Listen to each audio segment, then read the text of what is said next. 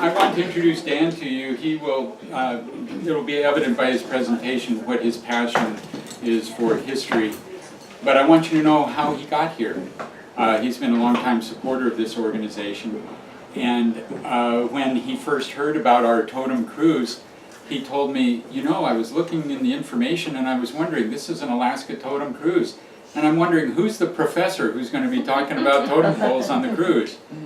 And when I found out that there wasn't a professor on the cruise, that I thought maybe I could be the one to do that. And so he's coming on the cruise. This is all out of the goodness of his heart. And so we really have two sponsors for this cruise. Our sponsor is Duke's Chowder House, which has been a wonderful relationship that began last fall. But then we have Dan Kerlee, who is giving of his time, and I'm so grateful that he's come aboard, so to speak. And please give him a big round of applause for his presentation. Thank you very much. Well, I'm going to start here by showing you a little something. This is an actual model totem pole that was sold at the AYP in 1909. And it was taken to Connecticut immediately. It was bought by a young doctor on his honeymoon, and it's been in Connecticut until April of this year. And it's just kind of a neat thing. It's come back home for the first time in over 100 years. Wow. And I thought maybe you'd like to see that. That's awesome. So I'll stick that back over here on the shelf. Well, how did that come about, that it came back? The way it came back was that I was contacted. I have operated a website about the AYP for almost 20 years. And so this individual found me through my website and wrote to me, and we had some negotiations.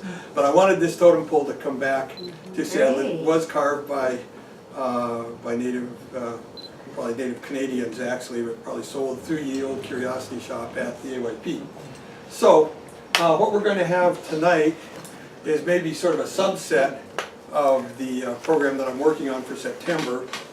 And so a lot of these things will be, this program will be greatly augmented. But just in case it wasn't obvious, we're talking about the Alaska-Yukon-Pacific Exposition. It was the first World's Fair in Seattle.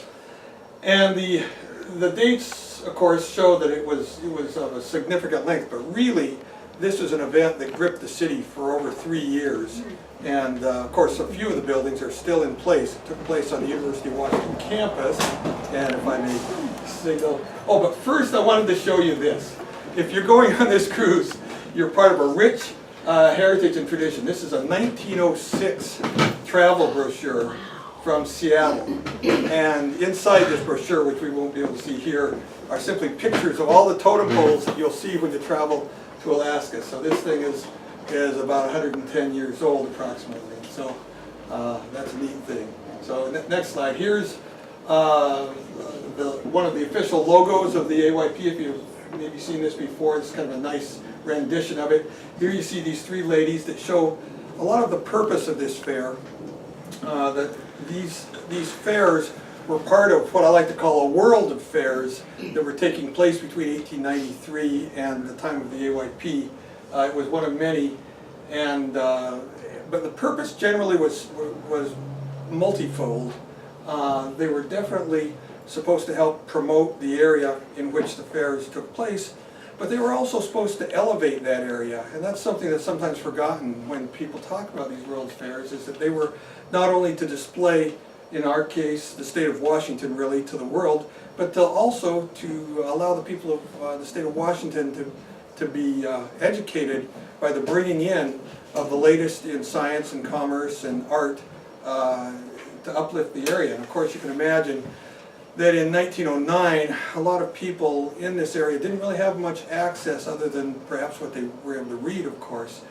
So, but what this signifies is the commerce of the country coming to Seattle.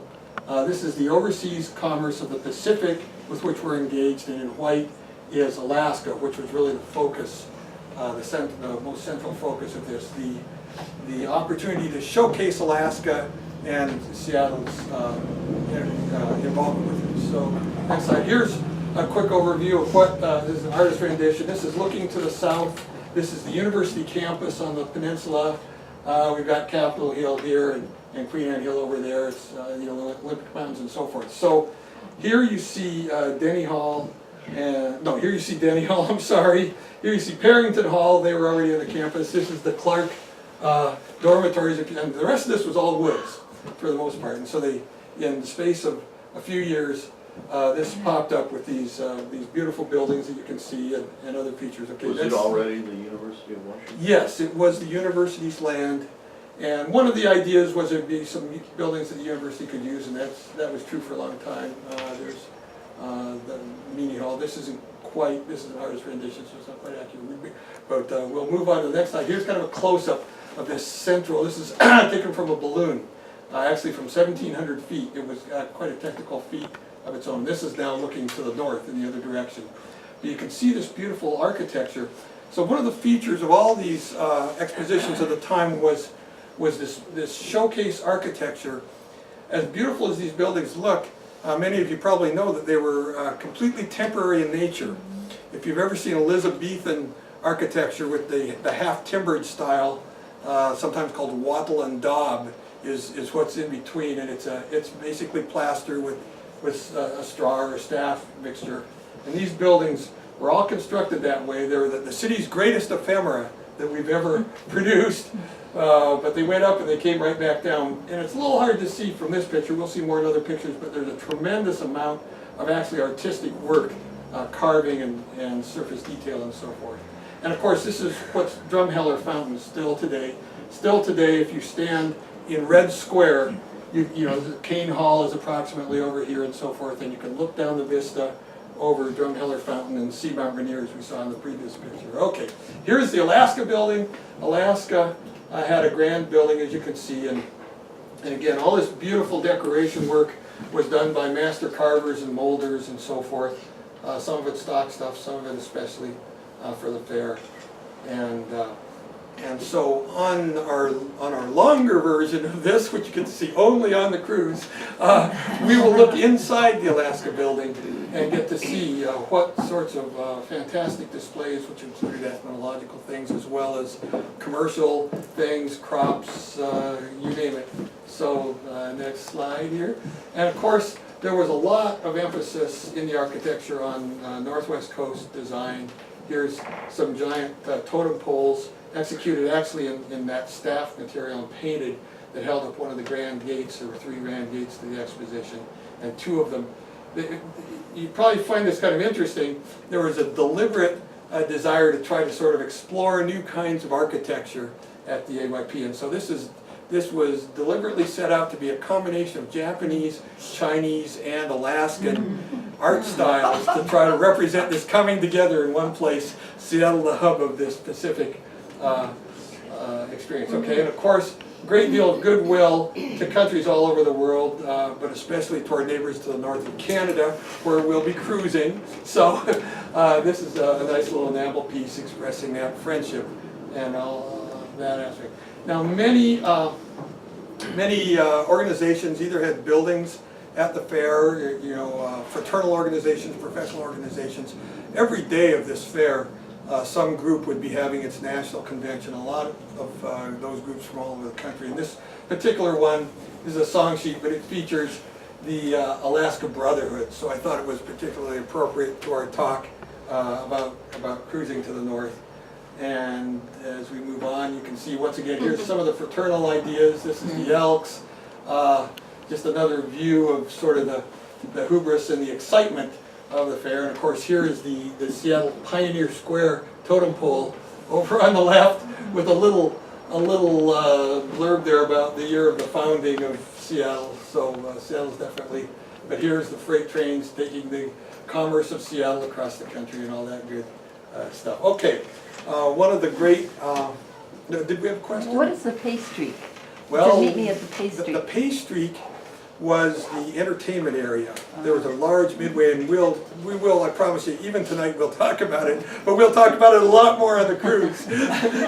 But yes, the pay streak, in gold mining terms, when you find a vein of mineralized rock that has enough gold to be worth you'll get payback from mining it. So that's the pay streak that's where that term comes from. Okay, so a lot of what the fair was about showing industry and commerce, and here you can see two locomotives, one obviously a little newer than the other because there's a great deal of history in itself shown in the AYP. And the question for us is, why these two locomotives? What's the story behind these two, and why was it so important that they be at the AYP? And we'll discuss that on the cruise. So next slide here. One aspect of all these fairs at this period, in an era where there was no TV and no internet, people were still very interested in other people, just as we are today. The Victorian version of reality TV was these living shows where people would live out their lives, and there was a great deal of interest in ethnic groups and so forth. And with the Alaska emphasis, several groups from the Arctic region came down. These particular people are actually from Labrador. But here we see a man and his young son who was actually born at the AYP. But if we go to the next slide, here's the little baby's sister up here. And you can see the vast difference. They're dressed in their ethnic clothes. Why is his sister riding in this car with a crown on her head, in the middle of all these Caucasians? Well, that's an interesting question we'll talk about on the cruise. But an even more interesting question, look at this beautiful lady. What does she have in common with the woman with the crown on her head? They both went on to have very successful and parallel careers, or I don't know if they were both equally successful, but at any rate, they had something very much in common, and she was around during most of the fair. But time forces us on. Okay, the pay streak, a midway zone, world-class entertainment, world-class performers. However, here's a very interesting building that gives lots of people a lot of curiosity. This is the baby incubator building, and here's the baby incubator cafe. And that usually gives people a little bit of cause for pause.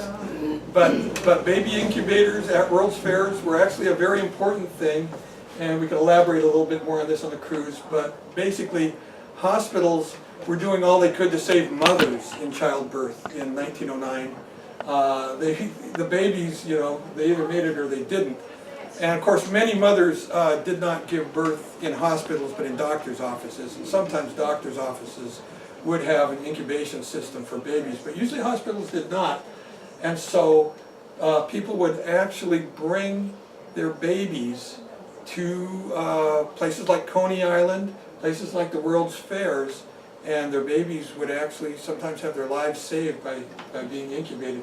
But this also represents a part of the scientific mothering movement. So there's many interesting things that we can talk about here. The reason there's a cafe is because this is on the pay streak, and many of these venues on the pay streak had a little restaurant, so forth. So the baby incubator cafe. The babies didn't go from there to the cafe. People could just choose where they wanted to go into and all that sort of thing. Okay, moving on. Another very interesting aspect of this was the Japanese fleet came in officially to participate with the American fleet at the AYP. And so, what does this terrible, horrible battle have to do with this boat, this is photographed in Seattle? Well, they're the same boat. And this is the before, and this is the after, actually, believe it or not. But we'll talk a little bit about that and how interesting it was that these cadets mingled with the American cadets in a very peaceful and enjoyable way at the fair. But there's a mystery person that we will talk about who came to the AYP as part of this and saw certain maps and drawings along with the other cadets in the Hawaii building. And you'll blow your mind when we talk about that. Okay. What ship was that? Well, it's called the Varyag originally, if you're familiar with the Varyag. The Soya is the Japanese name. What we were looking at, really, if anyone else is interested, we were looking at a battle of the Russo-Japanese War, and the Japanese salvaged the ship after the war. But we'll take a look at a lot of people, actually, famous people that came to the AYP. The President Taft came, the governor of New York, governors of several of the western states were in attendance. But why did these sheep come here all the way from Michigan? You know, these sheep are on display at the AYP. So there was beautiful art displayed in many, many venues. And that's why I call the AYP the greatest cultural event that's really taken place in our city's history. It was an era of craftsmanship, it was an era of handmade design and handmade things that we really lost after the Depression and World War II. Or not so much completely lost, but when we had our next World's Fair in 1962, the emphasis was on technology and commercial efficiency to a much greater degree. So here's a beautiful vase that was presented to President Taft by the Japanese Commission. Here's a Louis Comfort Tiffany vase that was made just for the AYP and available and was sold. And there was all kinds of things in the Alaska building. This is probably a corner of the Alaska building, and you can see that there were thousands of cultural and artistic objects just in the Alaska building alone. Other buildings, hundreds and hundreds of, there was a whole fine arts building which is still today the architecture building, but I chose this because of our emphasis on the totem poles. Okay, and very interesting thing for us to ponder. Up until the 1962 fair, the AYP reigned very large in people's consciousness.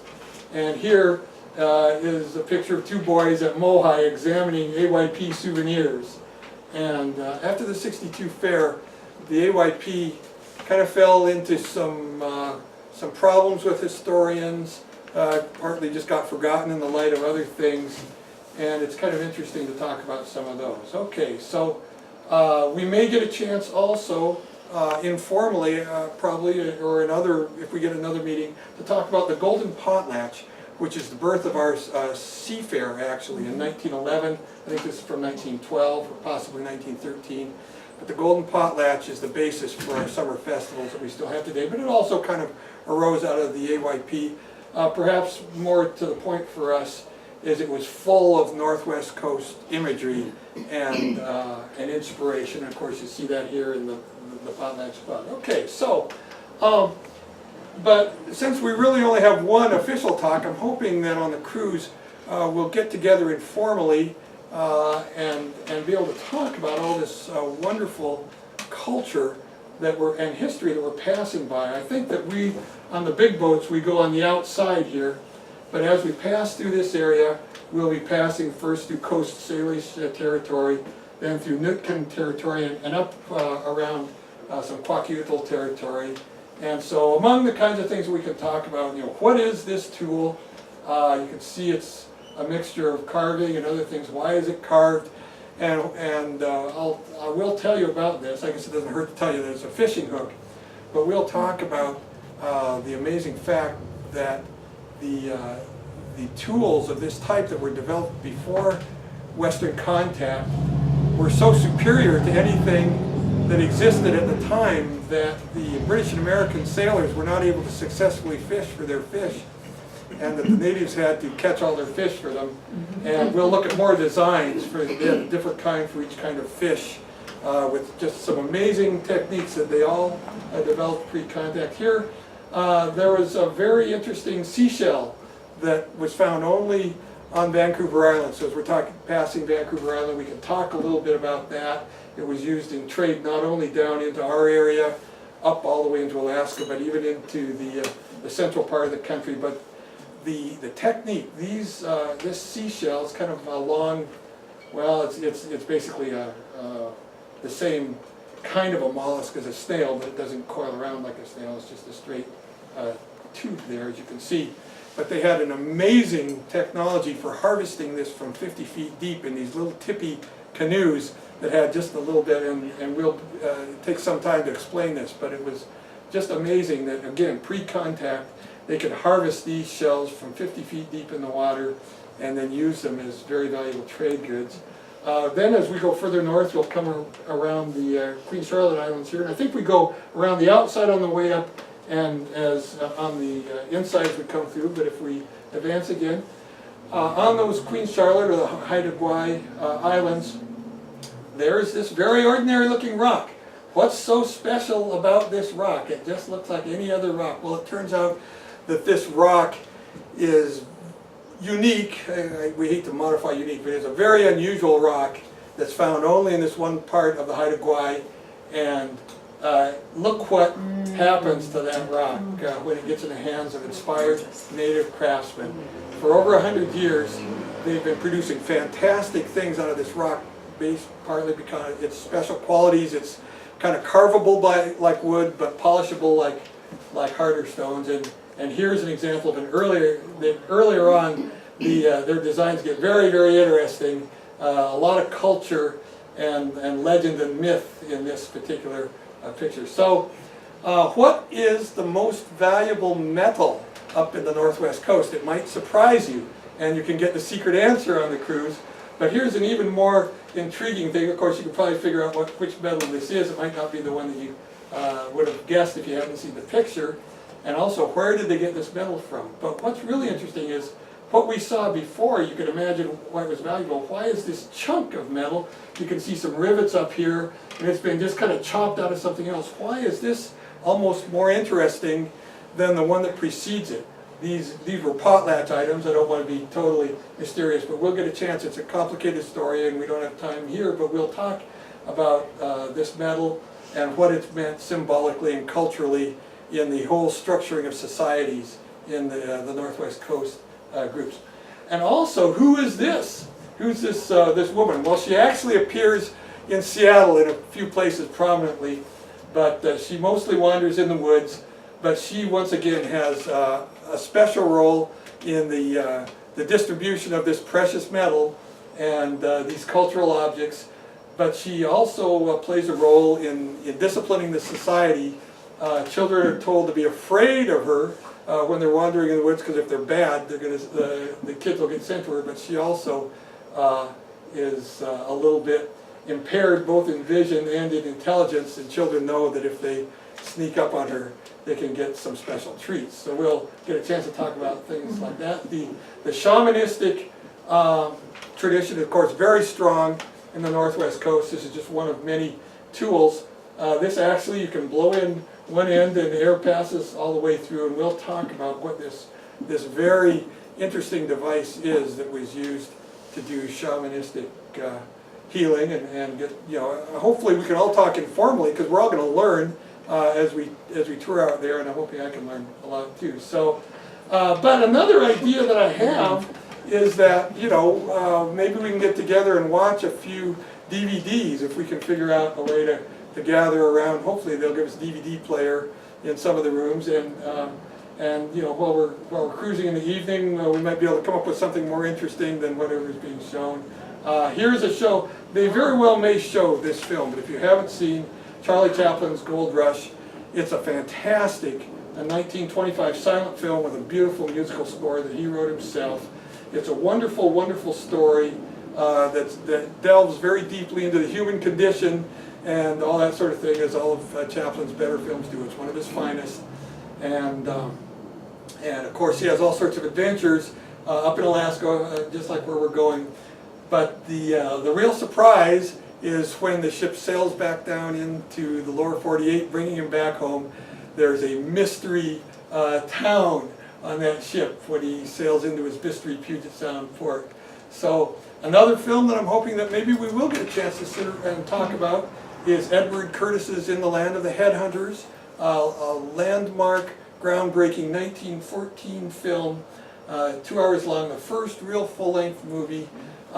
Curtis was able to film banned secret potlatch ceremonies, preserve them for posterity. There's a whole lot of really interesting backstory around this film that even if you get to see the film, you won't necessarily know. And it had a great soundtrack written for it, was thought lost, just rediscovered. If you've seen this in the past, it's newly reissued with the actual soundtrack, which is quite a fine one that was issued with it. But there's a lot to talk about it. But this film was really only shown a few times and then never shown again during Curtis's lifetime. So a lot of interesting things to talk about. And of course, the chance to see the Kwakiutl dances. Then another film. I'm just curious, how many people are familiar with the name of Emily Carr? Is that a good? Well, this wonderful, well, Emily Carr, I should say, is one of the most beloved artists and writers of Canada, and she lived in Victoria, where the cruise will stop, and her home is there, and there's art and other exhibits about her, and you know, she painted, she wrote, she loved the land, she loved the native peoples, and she's still special today, you know, over 100 years after she did her work, or some of it within 100 years. But this film, interestingly, had its Seattle premiere at the Admiral Theater during the SIF. I don't know if any of you got to see it. It's a marvelous film about Emily Carr, showing her artwork, showing her relationship to the native people, relationship to the land, and that's something that we can all get a chance to watch. Here's another very interesting film about Native American carvers and social problems and how they dealt with them. Maybe we'll get to watch that. Maybe we can come up with some more films to watch and talk about. But anyway, so in closing here, I hope you're on the left and not on the right, but either way, if you want to learn more about the AYP, you can go to aype.com. There's a lot of rare photography on aype.com that if you're a fan of the AYP that you may not have seen elsewhere, and certainly some more that helps to explain about the fair. So, thanks very much, and I hope we get to chat more either tonight or on board. Thank you.